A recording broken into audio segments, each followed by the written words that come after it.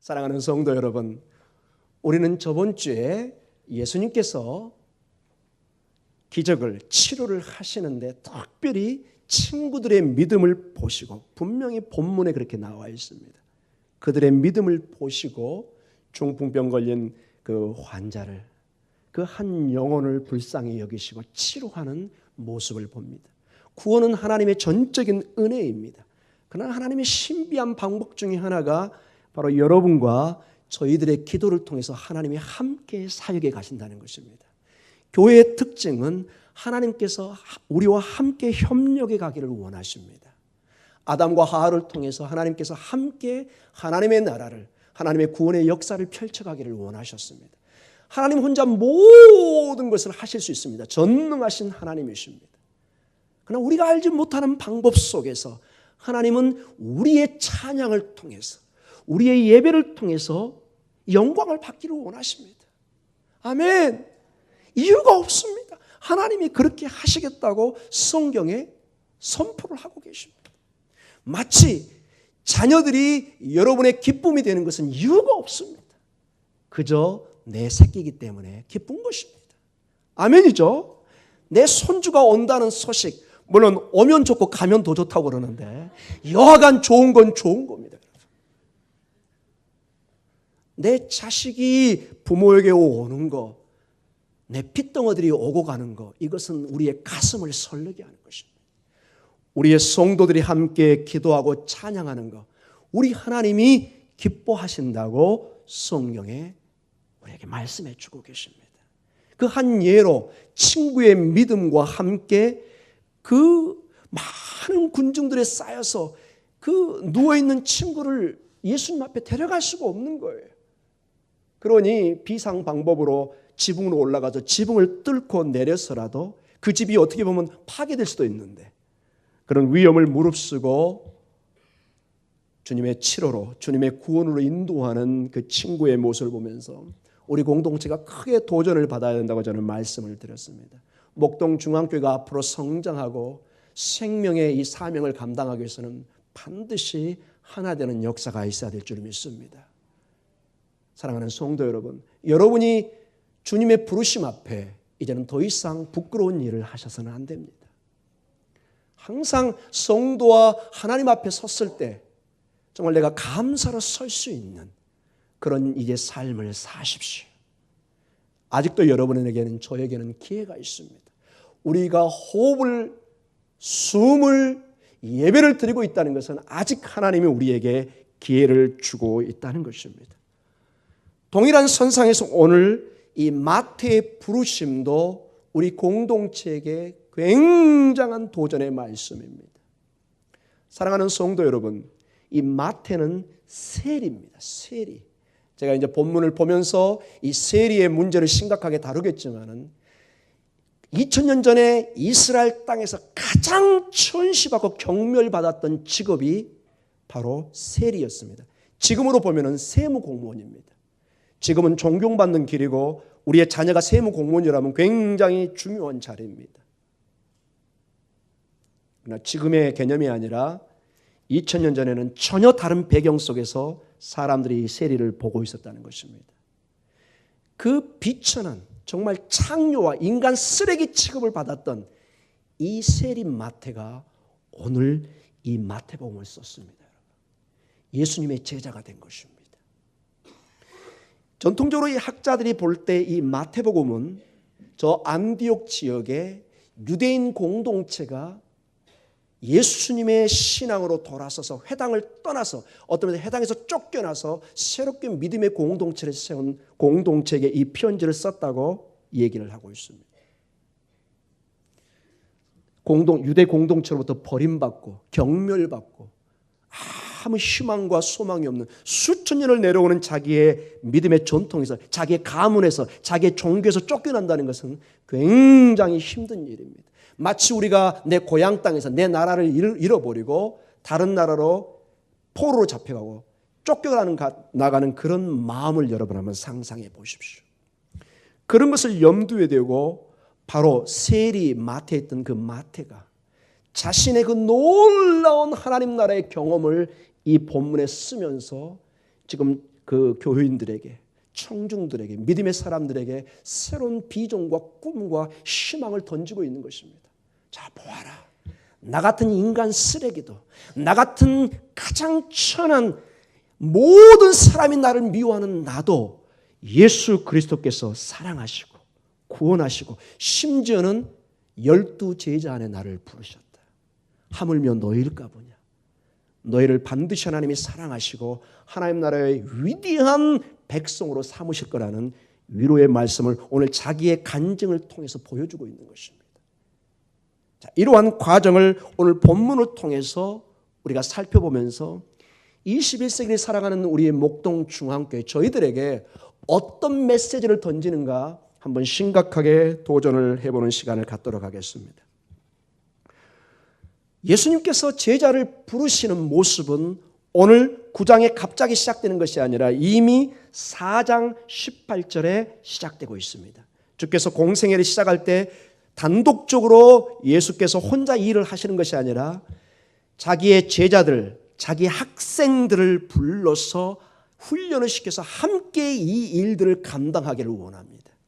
우리 본문을 한번 보도록 하겠습니다. 마태복음 4장 18절에서 22절의 말씀입니다. 같이 읽겠습니다. 갈릴리 해변에 다니시다가 두 형제 곧 베드로라 하는 시몬과 그의 형제 안드레가 바다에 그물 던지는 것을 보시니 그들은 어부라. 말씀하시되 나를 따라오라. 내가 너희를 사람을 낚는 어부가 되게 하리라 하시니 그들이 곧 그물을 버려두고 예수를 따르니라.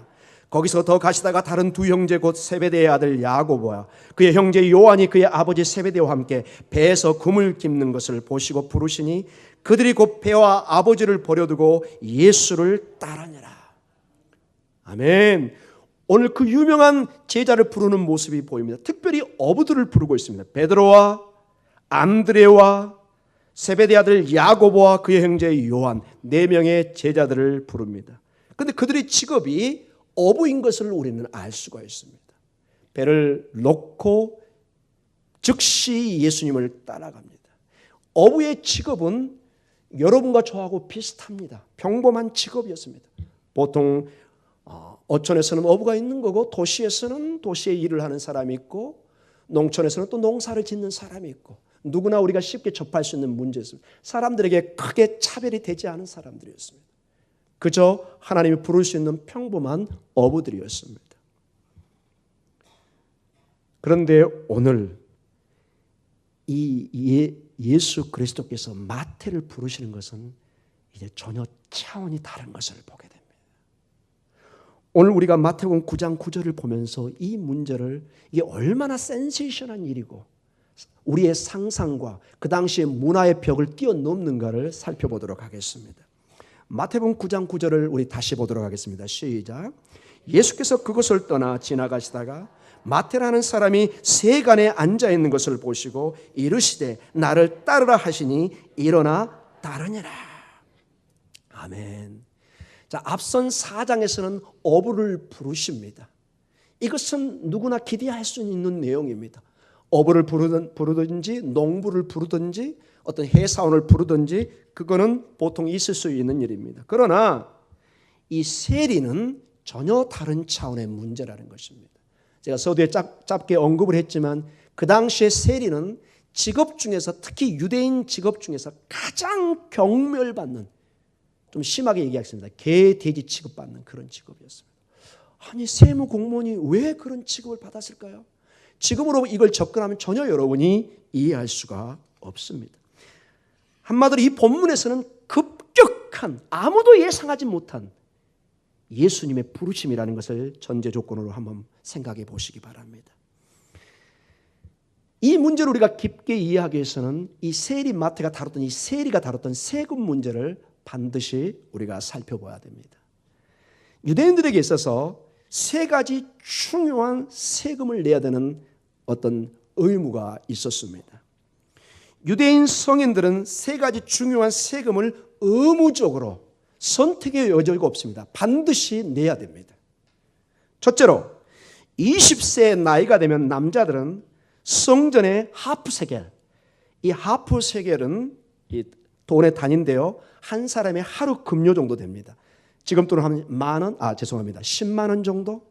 예, 사람에 따라 다르지만 보통 한 10만 원 정도 책정하겠습니다. 이 정도를 1년에 한 번 정도는 반드시 성전에 내야 됩니다. 이게 성전세라는 것입니다. 반드시 유대인들은 내야 됩니다. 1년에 한 번 10만 원? 큰 돈 아니죠? 그렇죠, 여러분? 큰 돈 아니죠, 여러분? 뭐 몇 번도 낼 수 있죠. 자, 이게 세금이 이제 여기저기로 붙기 시작하면은 이게 장난이 아닙니다.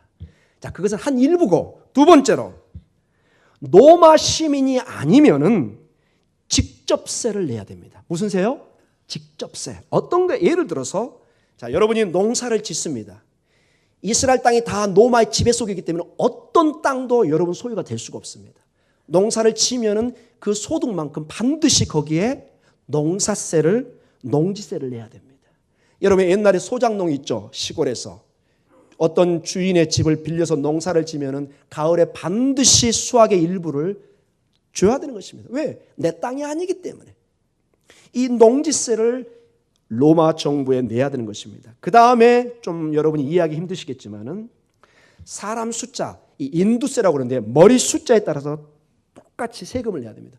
여러분이 살아있으면 반드시 한 사람 한 사람에게 세금이 주어지는데 이것을 1데나리온을 내야 됩니다. 이게 비슷하게 반세겔 비슷하게 한 사람의 하루 급여입니다. 한 10만 원 정도를 1년에 반드시 인두세를 내야 됩니다. 이유가 없습니다. 반드시 내야 됩니다. 셋째로 로마 시민이 아니면 그리고 모든 사람들은 간접세를 내야 됩니다. 무슨 세요? 간접세. 이것은 아마 여러분이 쉽게 더 이해할 수 있을 것입니다. 예를 들어서 여러분 장사를 하고 무역을 하면 무엇을 내야 되죠? 돈을 내야 됩니다. 무역세를 여러분. 이걸 안 내면 여러분 국가 정부로부터 엄청난 나중에 세금이 폭탄이 떨어진 걸 여러분 아실 것입니다.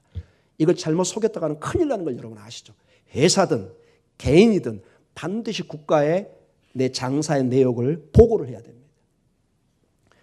그리고 관세, 국가 간에 무역을 할 때 예를 들어서 여러분 반드시 관세를 내야 됩니다. 그리고 통행료, 여러분 큰 도로를 달릴 때 걱정하는 게 뭐죠? 이 톨게이트에서 이게 너무 통행료가 비쌀 때 와 이거 너무 비싸다 하는 얘기가 있죠. 그러나 여러분 그 길을 만들 때 수조 원이 드는 것을 그런 식으로 우리가 돈을 지불해야 되는 통행료, 무역세, 관세 이런 모든 것들을 반드시 지불을 해야 됩니다. 이게 직접세, 간접세 이런 식으로 세금이 부여가 됐던 것입니다. 그리고 이 세리마태가 일했던 이 가버나움은 위치 자체가 특수합니다. 여기는 헤롯 대왕의 아들 헤롯 안티파스가 이 디베리아를 중심으로 자기 영역 왕국을 이루고 있었고 바로 그 가버나움을 조금 넘어가면은 가이사라 빌립보라고 또 다른 헤롯의 아들 헤롯 빌립이 거기를 지배하고 있었습니다. 그래서 두 아들이 서로 다른 나라를 지배하고 있었습니다. 그래서 한 지역에서 한 지역으로 넘어가면은 통행세를 내야 되는 것입니다. 국경세를 내야 되고. 그 다음에 이 가버나움은 국제 도로가 통과하는 바닷길이 있었습니다. 비아 마리스. 마치 여기서 부산에 갈 때 경부선인가요? 이걸 타고 가야 되는 것처럼 KTX의 어떤 특별한 길을 따라 가야 되는 것처럼 여기에 큰 국제 도로가 있었습니다. 여기를 지나가지 않으면 안 됩니다. 지형 자체가 딱 거기만 지나가야 됩니다. 그러니까 수많은 사람이 오고 가면서 여기서 통행세를, 관세를 물어야 되는 것입니다. 그러니까 세리마티가 거기 있었던 것입니다. 그러니까 백부장이 거기 있었던 것입니다. 백부장이 아무 데나 있는 것이 아니죠. 중요한 위치이기 때문에 로마 정부 입장에서 여기에 치안을 담당해 주지 않으면 여기에 큰 문제가 있기 때문에 여기에 100명의 책임을 지고 있는 백부장이 여기서 주둔하면서 전체적으로 거기 치안을 담당했던 것을 보게 됩니다. 하나 더 복잡한 내용은 이 가버나움은 바로 갈릴리 호수의 바로 옆에 있습니다. 갈릴리 호수는 길이가 23km, 폭이 13km 정도 됩니다. 어마어마하게 큰 호수입니다. 여기에 보통 한 40여 종의 고기들이 살고 있습니다. 대대로 여기서 어부들이 늘 어부 일을 했습니다. 어부는 뭘 잡죠? 고기를 잡죠. 이것을 기록해 보면은 여러 곳으로 수출을 했습니다. 저 예루살렘으로, 저기 베들레헴 이런 데로. 자, 거래가 오고 가고 있죠. 뭘 내야 되겠죠? 세금을 내야 되는 것입니다. 이 모든 것이 지금 이 가버나움에서 이루어지고 있는 것입니다. 자, 여기까지 우리가 세금에 대해서 이제 설명을 들었습니다. 그런데 세리가 무슨 잘못이 있나요?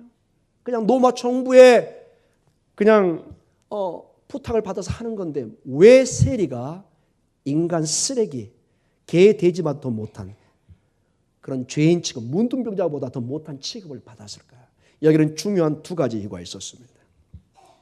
이 문헌들을 조사해 보면은 그들은 세금을 걷는 사람입니다. 그런데 이 예수님 당시에 이들이 세금을 거둘 때 대개 로마 정부에서는 여러분의 소유와 저희 소유의 3% 정도의 세금을 걷어갑니다. 몇 프로요? 3% 정도. 그것도 뭐 많긴 하지만 견딜만 합니다. 3%. 근데 이 세리가 중간에 딱 끼어들어서 몇 배를 더 받느냐. 기록에 보면 30 내지 40%를 지불하게 만듭니다. 죽일 놈이죠. 3%만 걷어서 내면 되는데 30 내지 40%를 걷어가지고 3% 로마 정부에 내고 나머지는 자기 것으로 인마이 포켓을 할 수 있습니다. 이러니 이 내용을 유대 백성들이 알까요? 모를까요? 즉각적으로 알죠, 여러분. 여러분 집안의 돈의 흐름 가장 민감하지 않아요? 아무리 속이려고 해도 안 되죠, 여러분. 이거는 즉각적으로 알 수밖에 없죠. 이런 가운데 여러분 한 예로 여러분 삭개오가 세리장이었는데 여리고에서 예수님을 만나고 변화를 받죠. 그가 변화 받은 다음에 예수님에게 뭐라고 고백하죠? 내가 더 거둔 게 있으면 3배, 4배를 지불하. 자, 3배, 4배란 말이 봐서 여기서 온 겁니다. 30 내지 40%를 걷어들여버린 것입니다. 나 안 낼 거야. 여러분 절대로 안 됩니다. 로마 정부에서는 절대적으로 세리장에게 권한을 주어버렸습니다. 세리장을 건들면 로마 정부에 건들기 때문에 여러분은 십자가형이나 아주 참혹한 대가를 치릅니다. 여러분 로마 하면 길입니다. 건축이고 모든 것이 길로 지금도 2000년 전에 닦았던 길이 남아 있습니다. 지금도 얼마나 견고하게 도로를 만드는지. 이 도로를 통해서 모든 군인들이 움직이고 세금이 그쪽으로 왕래를 했던 것입니다. 여러분 이 길이 수천 킬로가 됩니다. 수천 킬로. 2000년 전에 여러분. 지금 우리가 도로 닦는 것보다 더 잘 해놨습니다. 어떤 곳은. 자, 문제는 이 수천 킬로의 반듯한 길을 전부 다 돌로 해서 뭐가 많이 들까요? 돈이 어마어마하게 들었겠죠. 여러분 로마에 가면 콜레세움이라 상상할 수 없는 건축들이 있습니다. 수로라든지 건축들이 다 이게 뭐가 들어가는 거예요? 돈이 들어가는 것입니다. 로마 정부에서는 반드시 세금 문제에 아주 민감했습니다. 그들이 점령지역에서 세금을 만약에 내지 않으면 아주 엄하게 벌을 내렸습니다. 로마의 귀족들과 모든 황제들은 이 지배국의 세금을 통해서 살아가고 있었기 때문에 세금이 굉장히 중요하게 다룬 것을 많은 문헌에서 볼 수가 있습니다.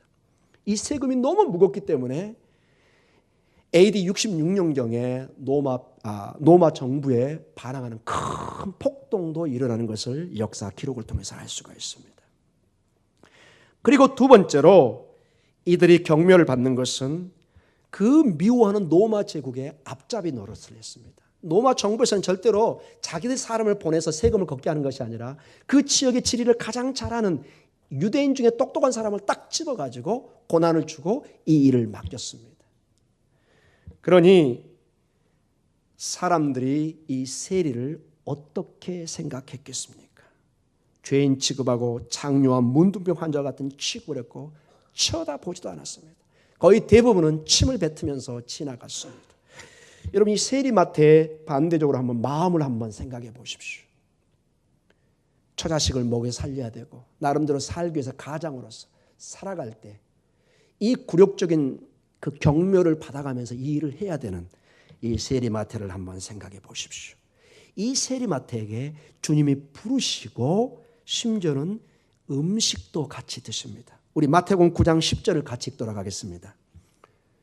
시작. 예수께서 마태의 집에 앉아 음식을 잡수실 때 많은 세리와 죄인들이 와서 예수와 그의 제자들과 함께 앉았더니. 즉시로 잔치를 베풀 정도로 이 세리 마태는 부유한 사람이었습니다. 당연히 부유할 수밖에 없죠. 그런데 그에게 오는 사람들은 다른 세리들과 죄인들 뿐입니다. 그래서 절대로 여러분 이 문헌들을 보면은 종교 지도자들이나 일반 유대인들은 이 사람들과 식사를 같이 안 했습니다. 여러분 식사를 같이 한다는 것은 그 사람을 내 동료로 내 가족으로 받아들인다는 것입니다. 여러분 식사하는 게 여러분 이게 사실은 쉬운 게 아닙니다. 밥 한번 먹자 이게 보통 말이 아닌 것입니다. 여러분 어떤 사람과 밥을 먹으면 소화가 안 될 사람과 여러분 쉽게 식사 자리에 앉을 수가 없는 것입니다. 여러분이 특별히 그 사람을 가정으로 불러서 만찬을 제공하고 식사를 나눈다는 것은 이미 여러분의 마음에 이 사람을 내 동료로, 식구로, 친구로, 믿음의 식구로 받아들이겠다는 이미 선포를 하는 것입니다. 우리 주님께서 오늘 식사를 나누면서 상징적으로 내가 이 마태를 받아들였다는 것을 온 천하에 공포를 하고 있는 것입니다. 사랑하는 성도 여러분, 이러한 식사의 모습을 보면서 종교 지도자들은 가슴이 이제 속이 부글부글 끓기 시작합니다. 그 전에 중풍여자를 낫게 하실 때 단순히 병을 치료하는 것이 아니라 내 죄를 용서한다는 특별한 용어를 씁니다. 하나님만이 죄를 용서할 수 있는 전통이 있습니다. 유대사에서는 하나님만이 죄를 용서하십니다. 근데 그 용어를 예수님이 직접 쓰십니다. 내 죄를 용서한다. 큰 질문을 하죠. 저자가 도대체 누군데 신성모독을 하는가? 이런 내용이 그 앞절에 나와 있는 걸 우리가 보게 됩니다. 오늘도 예수님께서 죄인과 교제하는 모습을 보여줍니다. 그러니 이들이 가슴이 부글부글하면서 9장 11절에 이런 식으로 반응을 나타냅니다. 9장 11절 같이 읽겠습니다. 시작. 바리새인들이 보고 그의 제자들에게 이르되 어찌하여 너희 선생은 세리와 죄인들과 함께 잡수시느냐? 이들의 용어를 한번 들어보십시오. 이들은 절대로 예수님을 주님으로 부르지 않습니다. 선생으로 부릅니다. 너희 선생은 왜 죄인들과 함께 식사하네? 이유를 모르겠다. 예, 예수님께서 다음과 같이 대답합니다. 참으로 놀라운 대답을 하고 있습니다. 우리 9장 12절과 13절을 같이 읽도록 하겠습니다. 시작. 예수께서 들으시고 이르시되 건강한 자에게는 의사가 쓸데없고 병든 자에게라야 쓸데있느니라. 너희는 가서 내가 긍휼을 원하고 제사를 원하지 아니하노라 하신 뜻이 무엇인지 배우라. 나는 의인을 부르러 온 것이 아니요 죄인을 부르러 왔노라 하시니라. 아멘. 여러분 이것은 참으로 놀라운 선언입니다. 지금까지 모든 유대 전통과 관습을 깨트리는, 마태복음은 이미 시작부터 이 관습을 깨트리고 있습니다. 마태의 족보에 이방 여인이 3명의 이름이 들어와 있습니다. 이건 있을 수가 없는 일입니다. 이미 마태는 아브라함과 다윗의 자손 예수 그리스도의 계보라고 그러는데 헬라어 언어는 게네시우스로 나옵니다. 창세기라고 얘기합니다. 예수 그리스도를 통해서 새로운 창세기가 시작되고 있다는 것입니다. 마치 구약의 창세기가 온 우주의 시작을 얘기하는 것처럼 이제 예수 그리스도를 통해서 새로운 하나님의 이 생명인 예수 그리스도를 통해서 새로운 세계가, 새로운 희망이, 도저히 우리가 상상할 수 없는 그런 세계가 펼쳐지고 있고, 거기에 이 세리, 개돼지 같았던 그 마태가 이제 하나님의 나라에서 식사를 하고 있는 모습을 보여주고 있는 것입니다. 믿음의 공동체에게 이 마태가 지금 편지를 쓰면서 이 복음서를 쓰면서 얘기하고 있는 것입니다. 실망과 좌절과 사회 그 경멸을 받는 그 교회 공동체에게 보아라. 주께서 나 같은 인생도 구원하셨다. 너희는 하나님의 귀한 자녀다. 실망하거나 낙심하지 말고 예수 그리스도의 이 놀라운 하나님의 잔치에 참여하라. 이렇게 초대하고 있는 것입니다. 저는 이 말씀을 준비하면서 특별히 한 단어에 주목하고 이것을 여러분과 나누면서 도전을 받기를 원합니다. 우리 마태복음 9장 9절을 다시 한번 읽도록 하겠습니다. 마태복음 9장 9절을 같이 읽도록 하겠습니다. 시작. 예수께서 그곳을 떠나 가시다가 마태라는 사람이 세간에 앉아 있는 것을 보시고 이르시되 나를 따르라 하시니 일어나 따르니라. 사랑하는 성도 여러분, 우리 주님이, 예수님이 이 마태를 응시하십니다. 이 원어를 보면 이렇게 또렷이 봅니다. 여러분, 지금까지 세리 마태는 모든 사람이 똑바로 쳐다보는 대상이 아니었습니다. 여러분, 정말로 한 번도 사람들의 사랑의 눈빛을 받아본 적이 없습니다. 그저 그 끼리끼리 모여서 그냥 유유상종으로 그 죄인들, 세리들만 모여서 그냥 먹다 가고 그냥. 근데 오늘 주님이 주목해서 이렇게 보십니다. 마태야, 마태야. 여러분, 그냥 지나갔는데 이 사람, 어떤 사람 뚫어지게 보면 여러분도 어떻게 되죠? 이게 뭐지? 이렇게 보게 되겠죠. 눈과 눈이 마주치기 시작합니다. 여기에 새로운 창세기가 이제 벌어지기 시작합니다. 그 예수님의 그 사랑의 눈빛에, 모든 내 있는 그대로 인정하는 그 눈빛에 마태는 모든 것이 녹아지는 그 쓴뿌리가 정말 하고 싶지는 어떤 면은 아니지만은 내 가족을, 처자식을 먹여 살려야 되는 이 가장으로서 이 더러운 일이라고 침뱉음을 받았지만은 정말 이 일을 할 때 그러나 얼마나 가슴은 미어지고 아픔이 있었겠습니까? 가슴이 무너지고 찢어지는 차별 속에서 처자식을 먹어 살리고 살아가야 하기 때문에, 아닌 로마의 강력한 압제 속에서 살아가는 방법은 세리란 직업을 통해서 생계를 꾸려가야 되는 이 세리의 마음을 주님이 오늘 응시하고 있습니다. 이렇게. 주님이 말씀하십니다. 9절에 나를 따르라. 여러분, 이 말에 어떤 뜻이 있을까요? 마태야, 그냥 나와 함께 있으라. 네가 할 일은 아무것도 없다.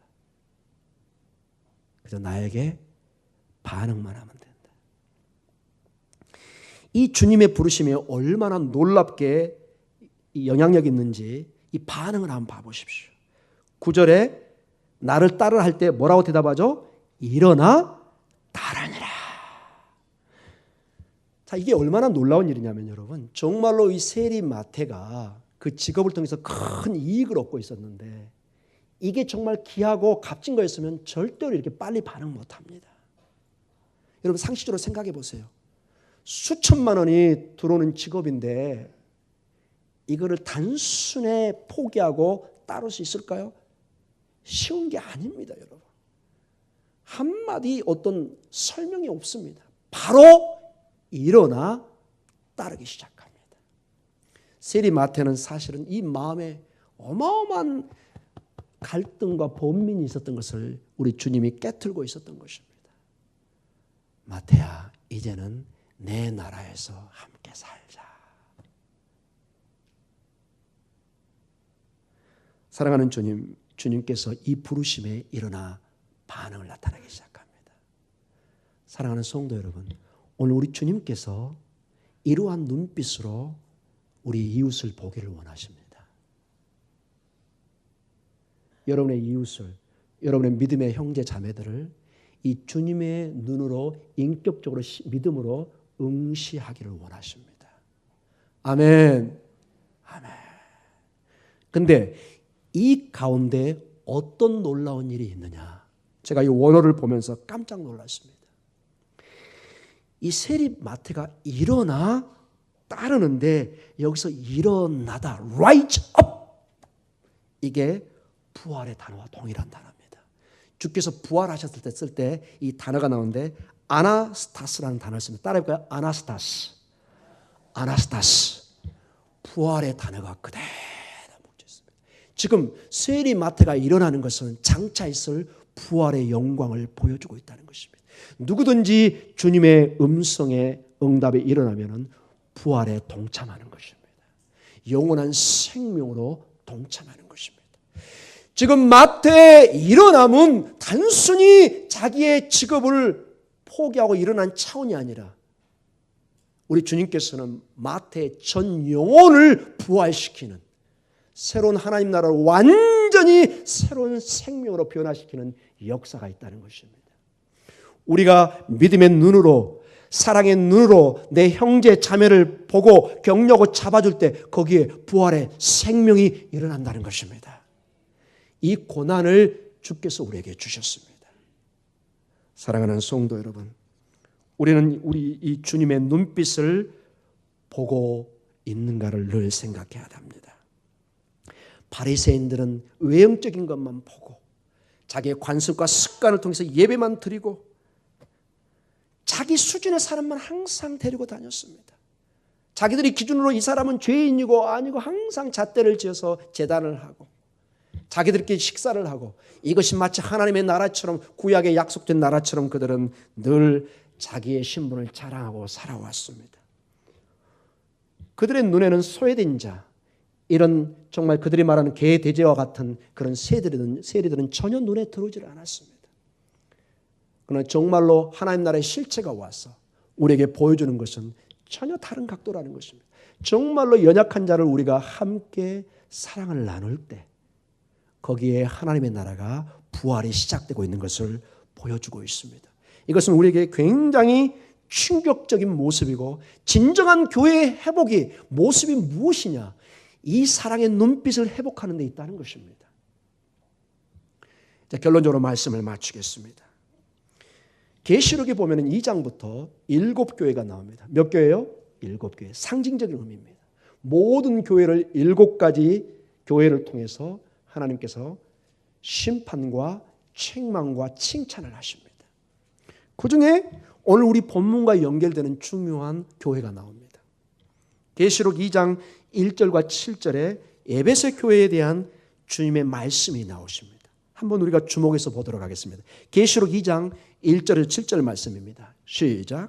에베소 교회의 사자에게 편지하라. 오른손에 있는 7뼈를 붙잡고 7 금촛대 사이를 거니시는 이가 이르시되 내가 네 행위와 수고와 내 인내를 알고 또 악한 자들을 용납하지 아니한 것과 자칭 사도로 하되 아닌 자들을 시험하여 그의 거짓된 것을 내가 드러낸 것과 또 내가 참고 내 이름을 위하여 견디고 게으르지 아니한 것을 아노라. 4절. 그러나 너를 책망할 것이 있나니 너의 처음 사랑을 버렸느니라. 5절에 그러므로 어디서 떨어지는지를 생각하고 회개하여 처음 행위를 가지라. 만일 그리하지 아니하고 회개하지 아니하면 내가 내게 가서 내 촛대를 그 자리에서 옮기리라. 오직 내게 이것이 있으니 내가 니골라 당의 행위를 미워하는도다. 나도 이것을 미워하노라.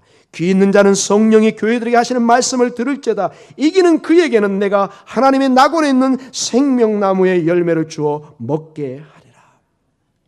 에베소 교회야, 정말 너희는 진리를 위해 싸우고 나를 위해서 분투하고 정말 최선을 다했다. 그러나 너희가 이런 일을 할 때 가장 중요한 한 가지를 너희가 소리하고 잃어버리고 있다는 것입니다. 그것이 무엇이냐? 4절에 너의 처음 사랑을 잃어버렸다는 것입니다. 여기에 대한 해석은 다양한 게 있지만 대개 학자들은 2가지로 봅니다. 하나님에 대한 사랑과 내 이웃의 어려운 사람들의 사랑을 잃어버렸다는 것입니다.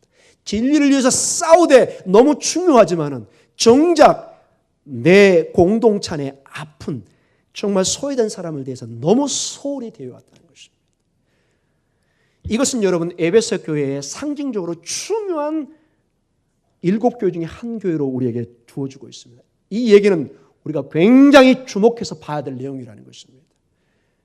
우리가 큰 일을 하고 진리를 싸우고 목숨을 걸고 십자가에 달리고 이런 일도 중요하지만 이 교회가 이 사랑을 잊어버리면 동일하게 하나님의 책망을 받고 심지어는 촛대를 옮겨버린다고 얘기합니다. 여러분.